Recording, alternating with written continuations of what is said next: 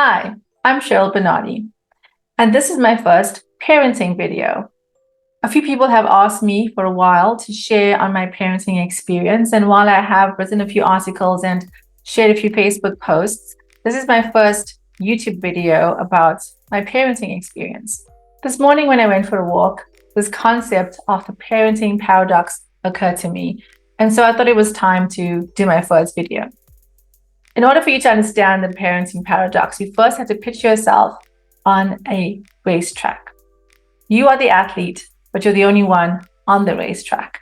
And each lane represents a different part of your identity. So before you became a parent, you had partner, professional, friend, many other roles that you played. But the day the baby was born and you held him or her in your arms, that lane of parenthood really overlapped all the other lanes. And so that's the first paradox, is the presence.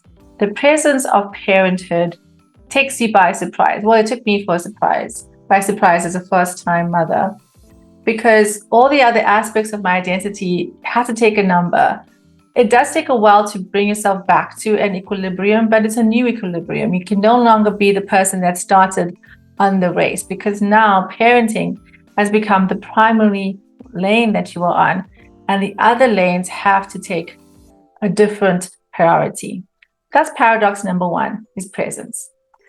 Number two is pace. So it always feels to me like I'm trying to run ahead of my child's development, because just as I get used to one aspect of, oh, this is what she likes to eat, or this is what she likes to wear, or this is where her development is at, she changes. And so it's almost like I'm running a relay, but with myself. So I'm trying to pass the baton of understanding from my present self to my future self.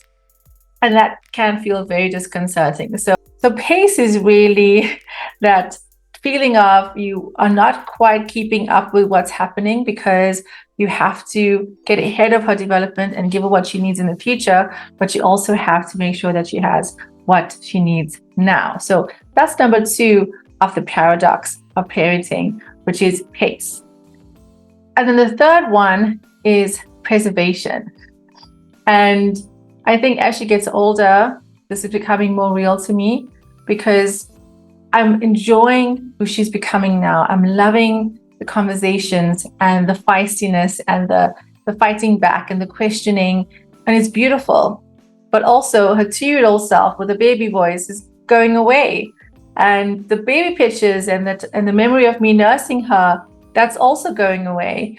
And so I want to preserve those memories, but I also want to be in the moments when she says, "Mommy, I love you," just on her own, or we have the hugs and kisses that I love every day. So that difficulty of trying to preserve what was and trying to be present with what's happening now. So those are my three paradoxes of parenting: presence, pace, and preservation. Does that resonate with you? Am I the only parent feeling this way, feeling conflicted? And yes, although the parenting paradox, difficult to say that sometimes quickly, although that is sometimes challenging, there's no other way that it can be, because the other aspect of becoming a parent is that as they grow, you also have to grow. So they kind of force that growth as well. And we have to become better versions of ourselves so that we can best serve that version of themselves. And so there were perhaps parenting gaps that we maybe noticed that we try to fill. And even in knowing that we're not going to be perfect. So wait, I just realized there's another one.